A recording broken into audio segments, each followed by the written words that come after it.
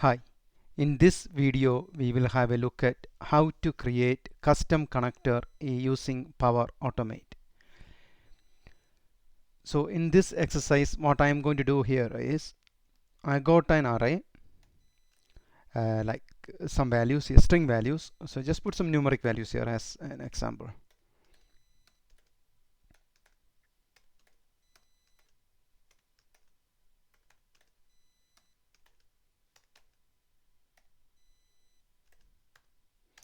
So the plan is from this array, if I specify give me three numbers, random numbers from the array, I should get something like 2, 7, 10.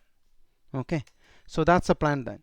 So that means in my connector I need to pass this array, then specify the number of items I want to retrieve from. Okay, that's a plan.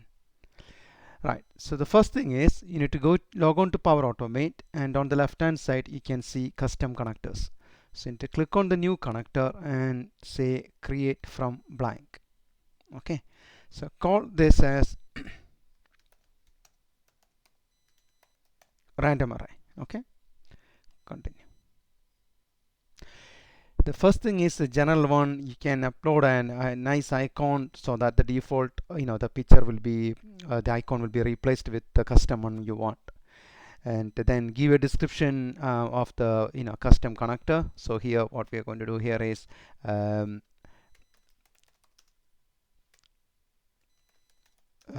pick random array items. Okay, and here under the host we need to tell here hello. That's it. Okay, and then slash.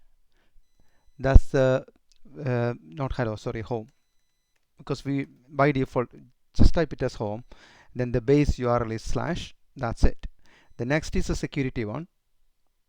Okay, so for this one, if we got specific securities, then we need to specify, if you got an API key to execute your connector, you can specify all that here. So for this one, I'm not going to cover that. We're going to use the no authentication one. The next is the definition one. Okay, so under the definition, we need to create the action steps. So your connector could have more than one action steps. So here for the random array, I'm going to call my action step here called pick random items. There we go. So pick random items from the array, and just put some description, pick random items from the array. Okay, then the operation ID, you need to give an operation ID for this. So I'm going to call the same name here, pick random items. There it is. Okay, so remember we need to have an import request. Next one is the import request. We need to click on the import request. Then here it's a post operation here. That's a post operation. Then you need to have the URL, the header, and the JSON body. That's what we want to give here. Okay, right.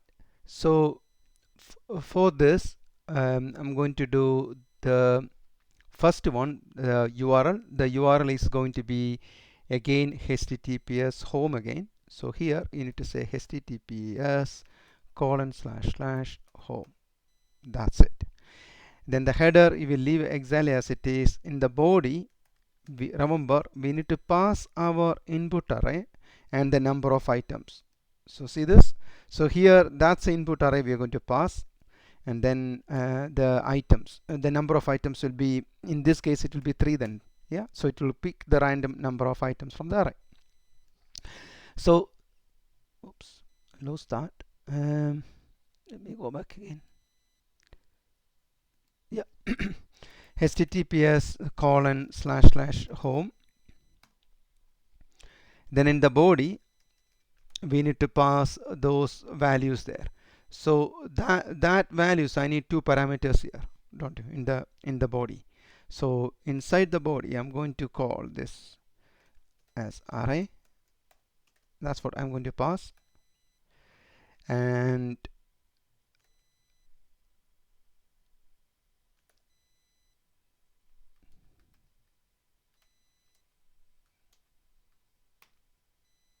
yeah. Okay, so the array going to be slightly different here, so I'll explain in a minute. I'm going to make that as just a value there as an array input, and then here I'm going to do number of elements we want to retrieve. You can call whatever you want here, number of elements. Okay, so for the number of elements is the one which is going to determine the integer value. So we're just going to put random number, something 2 or something, and then you need to click on import here. Okay, so once it's done, you will be able to see the body here. See the body, it says that's the body. But if you edit the body, you can see what we are going to pass. That's the array and the number of elements. So if you click on the array as edit here, so you can see the format, what type you want here for that. So it's a string one we want, but unfortunately, see, there is no array here as an item here as a data type. So that's the reason I typed array, colon some value there as in double string, as a string, and leave the format. And again, you can go back and go to the number of items, edit that. So that format we want integer, and the format it's going to be int 32. Okay, so that's that. So that's all good. Now the next thing is we need to go to the AI.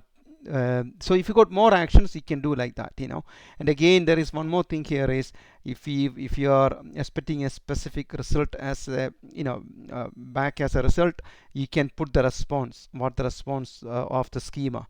I'll cover that in another one. So this one I'm not going to cover it now this time. So the response we are going to get is a random number of the values from that array. The next thing is you can ignore the AI plugin preview, the code one.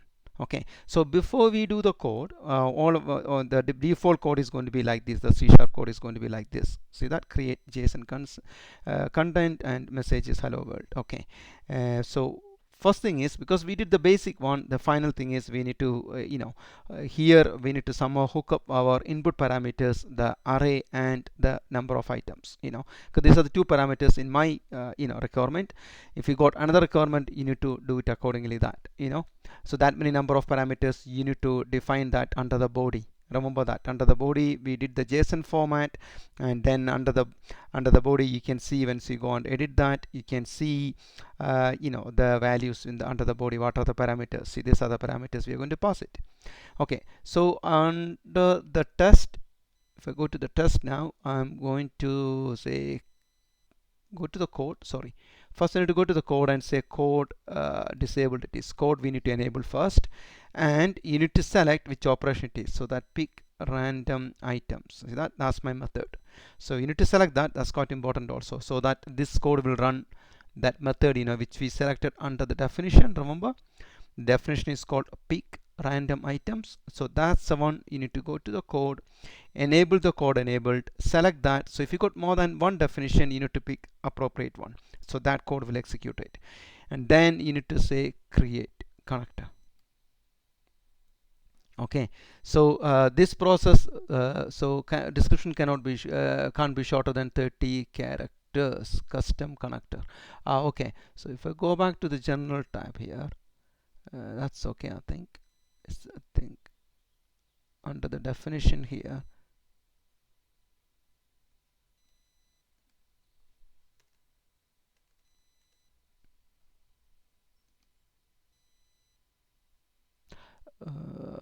connectors description, I think it's this one. I think okay, I'm going to leave this blank then. Okay, it need more than 30. I think that's what it is.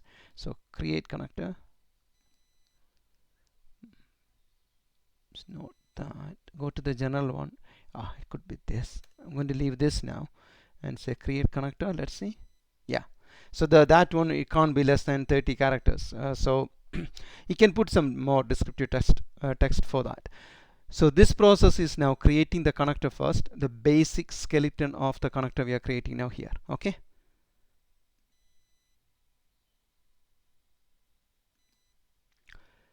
Okay, so that created the connector now. So if I go back to the test now and create a new connection, so that's created a new connection.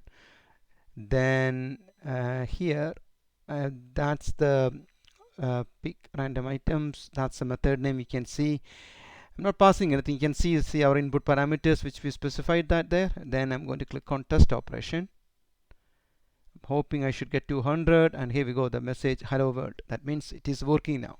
The basic code is working now. Okay, so here this is the code. Now we need to change this to the input parameters of that array and the number of items, so that we can get the random one. There is no out of the box expression in Power Automate to do that directly, so it's quite easy to do through code. Some of the things are.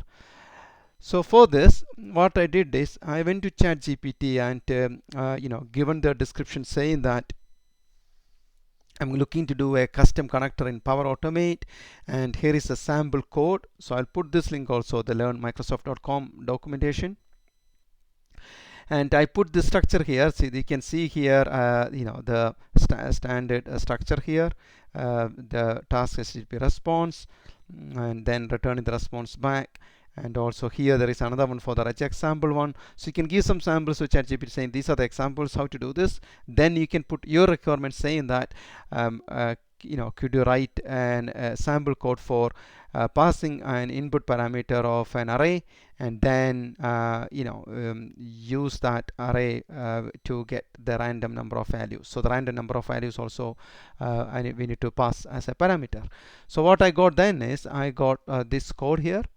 So I'll just paste it here and I'll explain it quite quickly. So you can see here the method name. I want to change the method name now. So the operation ID we need to change here. See, remember the operation ID is called the pick random items. Okay, that's a method name. So if I go back to the code, I need to change this to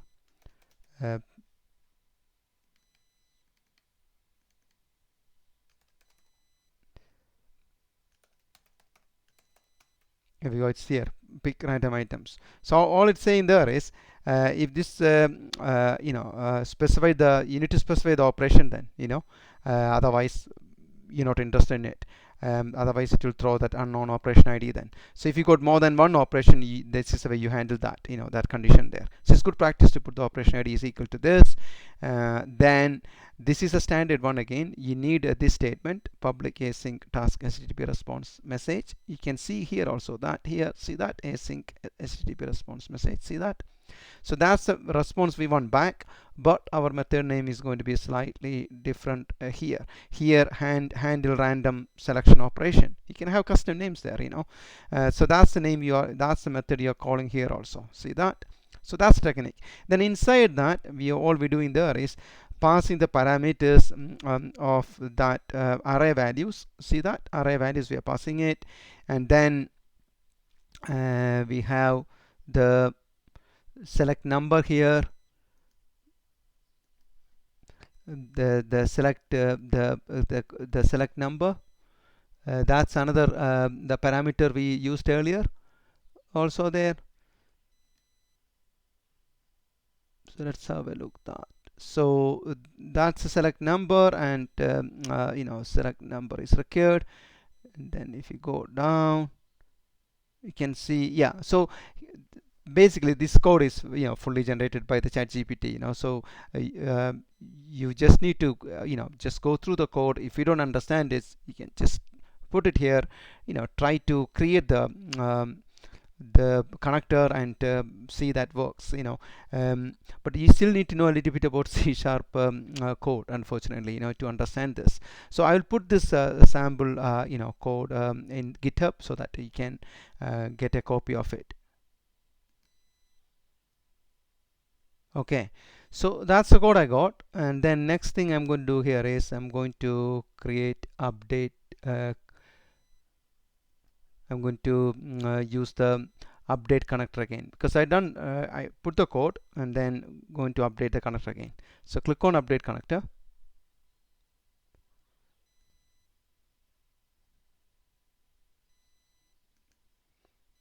Right, so that created the connector now. So now what we could do is we could go back to the test, create a new connection, okay, and get the latest connection we created, okay, and the array. So I'm going to select this array like this. I'm going to say number of items random, give me 3 items randomly, and test operation. Let's see that's going to work or not. Oh, that's failed now. So let's see what's the failure. Array values is required in the request. Okay, so I think I messed up the name there. I knew it. Okay, it's good that we get the we getting the errors here. So if I go to the input values here, my input value is called here array and number of elements. See that? So let me make a note of that. So I'm going to say array, and then the other one is called number of elements. So that is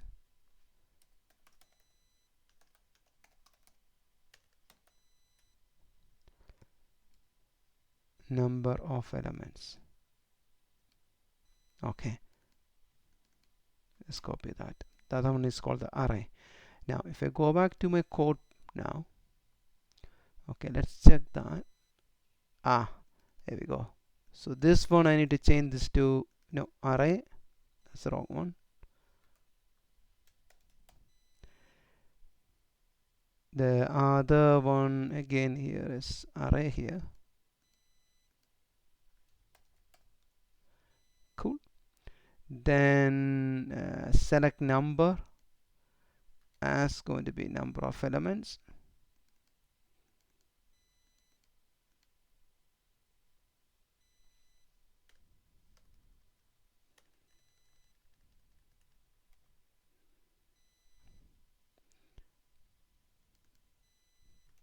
There we go, number of elements.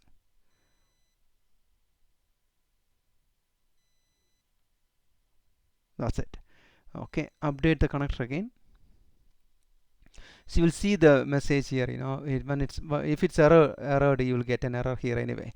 So you just, it's saying, see again, enabling the custom code. Okay, let's wait for it. It takes a little bit time sometimes, so you need to wait for 1 or 2 minutes. Sometimes it fails also, so you need to just refresh it again and try it again.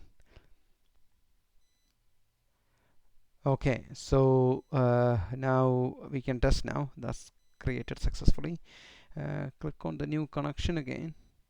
I'm getting the latest one again, this one here, and going to select this, selection of 3, number of elements, test operation. Let's see this time it's going to work or not. Hopefully I should get 200. Not, there are haze. We got 200. Here we go, random value T16, T18, T3 now.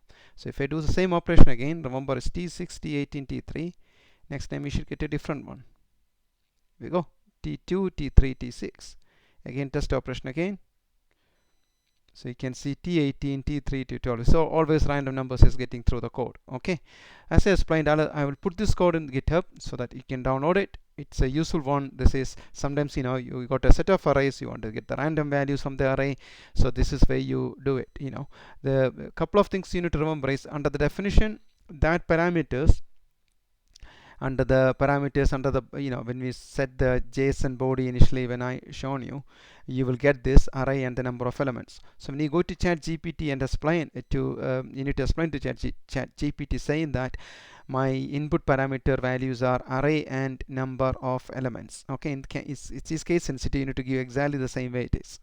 And then again you need to specify the the requirement saying that my array is coming as a string value, so please convert that into a proper array inside the code. Okay, so that inside that function it will convert that into an array again. Okay, then finally that's the code you will get. Also remember that documentation which I shown you how to write a plugin, give some sample the code to ChatGPT so that it understand what you want, then it will create accordingly. Then that's what I did, that's exactly I did. Okay, so going back to going again here, so you can see that parameter which I explained, array here and the number of elements, that one. And finally see we are converting that into a list array there. See that? Because it's a standard a string value we are getting it, so I'm converting that into a list string value. That's a technique we need to do because there is no data type called array there. So this is a technique we need to do it. You know, like I said, ChatGPT generates that code, and if you know C sharp, it's fantastic. Then you can understand exactly what it is. Otherwise, you can have a trial and error and go that, see that. But the more the requirement is clear, you get the more close to the code you get. Hope this is a useful one. This technique is quite useful. So next thing what I'm going to do here is I'm going to go to the solution now and then use that connector and see how that is going to work.